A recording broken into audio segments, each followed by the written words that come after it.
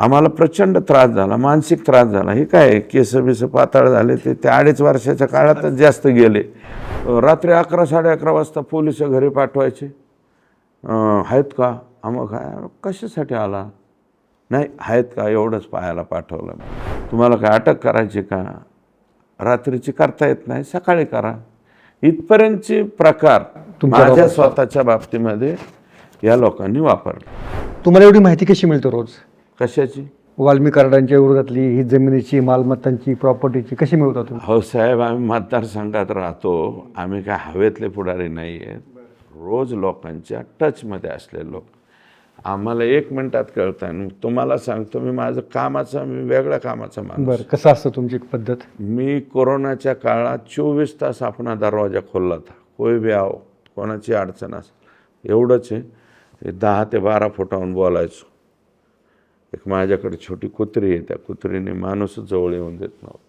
पण रस्त्यावरचा कुठलाही वाटसरू आला, कोविडवाला, कोविड झालेला, त्याला माझ्याच घरी जीव घालायचो मी, जीव घालायचो. आणि प्रत्येक गाव, मतदारसंघ मोठा आहे 440, पण रोज प्रत्येक गावात काय घटना घडती याची संपूर्ण माहिती माझ्याकडे असते. आणि त्याच्यामुळं जनतेशी नाळ असणारे आम्ही पुढारी आहेत. आम्ही हवेतले पुढारी नाही, बरं का. त्याच्यामुळं आम्ही आपलं येते माहिती, माहिती मिळते. आणि हे जे चाललेलं होतं, हे बाळासाहेब आजबेंना कळालं का नाही मला माहिती नाही, पण मला मात्र कळत होतं. आणि त्यातून तुम्हाला सांगतो, संघर्ष तर आमच्या वाट्याला आलाच ना. 2019ला देवेंद्रजी आमचं जनादेश आम्हाला दिला होता, सरकार आमचं बांधणार होतं. अचानक आमचं भरलेलं ताट उचललं आणि दुसरीकडे गेलं. बरोबर. आणि गेलं ते गेलं, म्हणून तिथून आमच्या मागं बी लागले हे लोक. बरोबर. जे निवडून आलते आमच्या इथले आमदार, ते आणि काही ठराविक लोक हे फार पवारसाहेबांपाशी बैठक घ्यायला, आमच्यावर गुन्हे दाखल करावा. माझ्या कुटुंबावर स्वतःवर गुन्हे दाखल झाले, माझ्यावर गुन्हे दाखल झाले, माझ्या कार्यकर्त्यावर गुन्हे दाखल झाले. 30-40 गुन्हे दाखल केले यांनी. म्हणजे हे गुन्हे दाखल करायचं सरकार होतं ना मधलं. आणि त्यावेळेस आम्हाला प्रचंड त्रास झाला, मानसिक त्रास झाला. हे काय केस बिस पाताळ झाले, ते 2.5 वर्षाच्या काळातच जास्त गेले. कारण रोज विचार करायचो, अशी परिस्थिती करून ठेवली त्याला.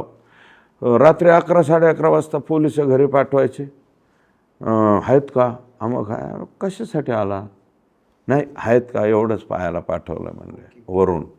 म्हणलं बरं आहेत म्हणलं, इथं तुम्हाला काय अटक करायची का, रात्रीची करता येत नाही सकाळी करा. इथपर्यंतचे प्रकार माझ्या स्वतःच्या बाबतीमध्ये या लोकांनी वापरले. तुमचं कुठे फार्म हाऊस आहे आणि तुम्ही लोकांना कुठे लपवून ठेवता, असं तुमच्यावर पण आरोप होतो? Farm house? माझं कुठं फार्म हाऊस आहे? फार्म हाऊस नाही, मी कुठं लोक लपवून ठेवत नाही. माझं गायीचा गुराचा गोठा आहे, 100 गायीचा आहे. आता 200 वाढवतो, 300 गायी करताय. हो. आणि तो बी असा पटांगणात आहे, लपवायला काहीच नाही त्याचं. माझं फार्म हाऊस कुठंच नाही. माझं घर आहे तेवढंच आहे. माझ्या भावाचं एक घर आहे, ते आमच्या बापाने बांधलेलं आहे. त्याला प्लास्टरसुद्धा हाणलं नाही आम्ही अजून, बरं का. बापाने कलर बिलर हाणतोत फक्त. त्याच्या पलीकडं आमचं काय फार्म हाऊस नाही. लोक लपवायचे बापायचे काय. भांडण बिंडण करायचं असलं तर कोणी समोरून आलं तर त्याच्याबरोबर भांडण्याची तयारी आहे ना आमची. पण हे असं कुठं लपवायचं आणि फार्म हाऊसच नाही तर लपवायचं कुठं. आता तिथं फार्म हाऊसमध्ये शेती आहे बाबा, बरं, त्या घासाबिसात लपवत का लोक, काय बोलते कोणीकडं काय, त्याला काय अर्थच नाही.